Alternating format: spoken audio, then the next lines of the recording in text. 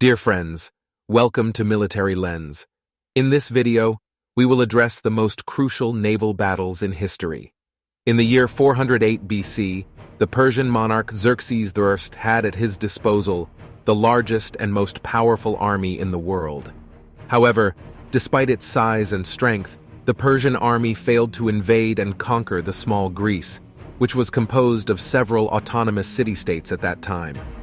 After a humiliating defeat just 10 years earlier when his father, King Darius I, was defeated by a Greek coalition, Xerxes I was determined to triumph.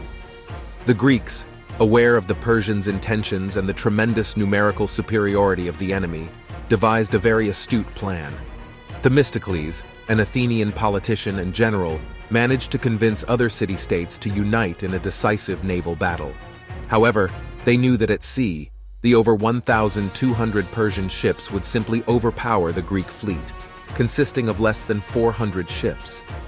The only chance of victory would be if the confrontation took place in a narrow area where the large Persian ships couldn't maneuver freely.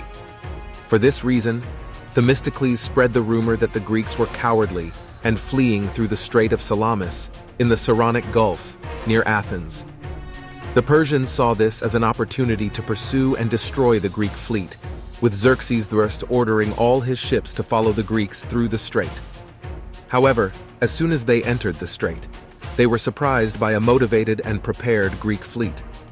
The sudden attack by the Greeks caused chaos among the Persians, with ships colliding and running aground, and orders and counter-orders preventing the formation of a cohesive line. At the end of that battle, the Greeks had only lost 40 ships, compared to about 300 defeated Persian ships. Xerxes I, defeated and humiliated, had no choice but to abandon his plans to invade and conquer Greece. Advancing nearly 2,300 years in time, we arrive at 1805, in a Europe dominated and subjugated by Napoleon Bonaparte. During this era, Napoleon had under his control not only the powerful French fleet, but also the strong and experienced Spanish fleet. With the French planning to use all this power to block European ports to British ships, aiming to strangle London's economy, the English were fully aware of the French intentions and knew they needed to act as quickly as possible.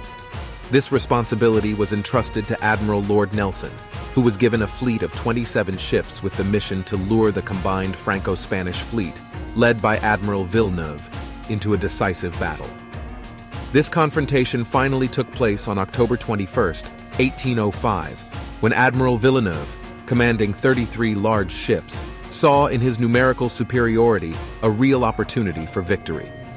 However, Admiral Nelson, aware of his disadvantaged situation, decided to take risks and innovate. Instead of adopting the traditional parallel line of battle, which would give a tremendous advantage to Villeneuve, he divided his forces into two columns, attacking perpendicularly to the Franco-Spanish parallel line.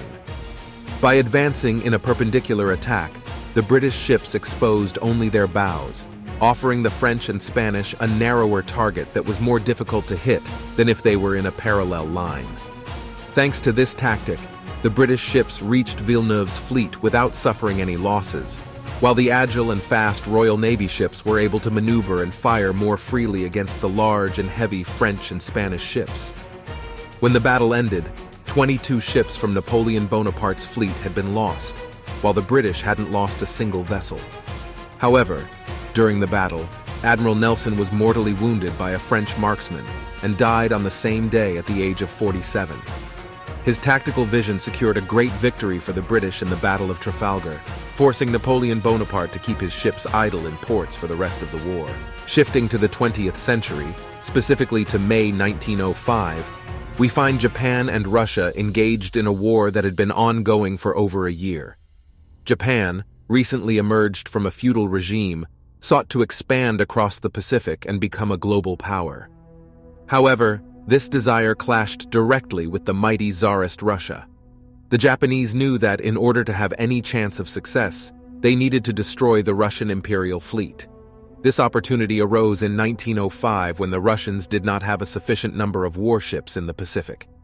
Therefore, they had to send the Baltic Fleet to that region, a journey of over 25,000 kilometers. When the Russian fleet finally arrived in the Pacific, It was worn out and exhausted. They encountered the Japanese fleet, commanded by Admiral Heihachiro Togo, in peak condition and ready for battle. The decisive battle took place in the Tsushima Strait, between Japan and Korea. The Japanese launched a surprise attack, employing a classic formation known as crossing the T. After 2 days of combat, the Japanese inflicted heavy casualties on the Russians, securing a resounding victory. This paved the way for peace negotiations that resulted in Russia's expulsion from the Chinese and Korean coasts. With the Russian withdrawal from that region, the Japanese began their expansion, first in the Korean peninsula and then in China. Advancing a few decades, we arrive at June 1942, 6 months after the Japanese attack on Pearl Harbor, which led the United States to enter World War II. Up until that point, the Imperial Japanese fleet completely dominated the Pacific, while the American fleet was still recovering from the surprise attack. With a larger number of submarines, aircraft carriers, and battleships, the Japanese threatened to attack American positions in the Pacific. But the United States was unaware of the specific target. That changed in April 1942, when certain Japanese communications were deciphered, revealing that the next target of Japan would be Midway. With this information in hand, the United States made sure to give the impression to the Japanese that they were unprepared and distracted, and they also hinted that their aircraft carriers would be in completely different areas. Thus, on June 4, 1942, when the Japanese fleet, under the command of Admiral Yamamoto, attacked, they were surprised by American planes that emerged from entirely unexpected directions. In the first 2 days of the battle, the Japanese lost all 4 of their aircraft carriers, as well as cruisers, destroyers, and nearly 250 planes. On the other hand, American losses were much smaller, with only 1 destroyer and 1 aircraft carrier sunk. The Battle of Midway marked a turning point in the war, and from that moment on, Japan would never win another major battle throughout the entire conflict in the Pacific.